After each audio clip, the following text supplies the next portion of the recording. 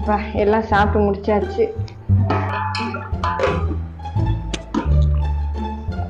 ஐயோ பழத்தை மறந்துட்டோமே, வயிறு ஃபுல்லாயிட்டு. சரி என்ன செய்யறது, நைட்டே மறந்து போயிடுச்சு. இப்பயாவது சாப்பிட்ருவோம், இல்லைன்னா சாயங்காலத்துக்குள்ள எல்லா பழமும் கருப்பாயிடும். விஷயமா அது பழம் எடுத்துக்கோடா. ஐயோ மதியம் கருப்பா இருந்துச்சுன்னு சொல்லிட்டு அந்த கருப்பு பழத்தை காலி பண்ணா இப்பயும் கருப்பாயிட்டு. என்னதான் பண்ண? சரி கருப்பான பழத்தையே சாப்பிட்டுருவோம், இல்லைன்னா மறுபடியும் வேஸ்டா தான் போகும். எவ்வளவு காசு கொடுத்து வாங்க.